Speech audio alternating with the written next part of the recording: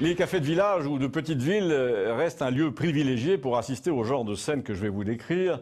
Oui, un village de préférence, parce que l'un des protagonistes doit nécessairement être un estivant, un randonneur par exemple. En l'occurrence, je songe même plutôt à une randonneuse. Vous savez, ce genre de femme assez solide, charpentée, qui débarque à 11h30 du matin avec 4 amis, femmes, souvent des profs. Elle porte toute une poche à la ceinture et une grande chemise à carreaux. Et donc la meneuse de la troupe, comme il est fréquent, se met à parler fort devant les hommes au comptoir, avec une sorte de défi dans la voix, comme pour leur dire « je fais ce que je veux depuis toujours, j'ai dit merde à mon père quand j'avais 20 ans, j'en ai 40, j'ai congédié mon mari, mais je suis bien dans ma peau, la preuve, je fais de la randonnée avec mes copines ». J'interprète un peu, mais à peine.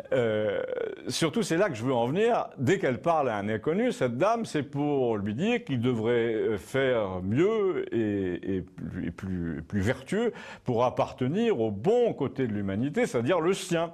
Je veux parler de ce bon côté de l'humanité, vous savez, qui commence à nous fatiguer un peu et qui participe à des colloques sur la diversité. Donc ce matin-là, elle tombe sur un certain Jacques, dont j'ai déjà parlé peut-être, et qui a été ébéniste toute sa vie, qui a des mains sèches, un grand nez, qui boit du vin blanc dès 11 heures, qui fume des cigarettes roulées parce que c'est moins cher. Et Notre-Dame de la ville, la prof, lui dit en gros que c'est très mauvais pour ses poumons de fumer autant.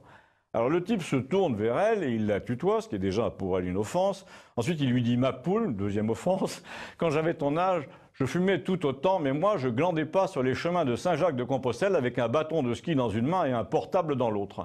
Je faisais vivre 4 de mes enfants et leur mère sans samedi ni dimanche et sans RTT.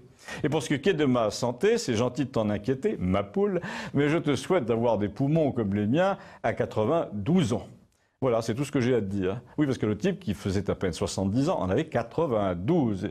Et là, on a senti comme un flottement du côté des randonneuses, surtout quand il a ajouté « Non, d'ailleurs, c'est pas tout ce que j'ai à te dire.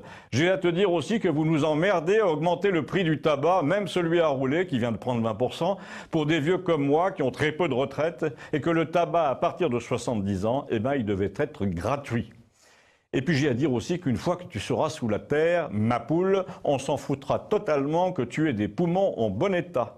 L'état des miens n'est sûrement pas terrible, je l'admets, mais tu vois, au moins moi j'ai un cerveau qui compense et pour ce qui te concerne, j'aimerais en être convaincu. Et là, je ne sais pas pourquoi, mais les randonneuses, après ça, ont dit qu'elles étaient en retard sur l'horaire qu'elles avaient prévu et elles ont payé leur consommation avec un air assez désagréable et elles sont parties. Si vous avez vu des choses semblables, racontez-les-moi, merci.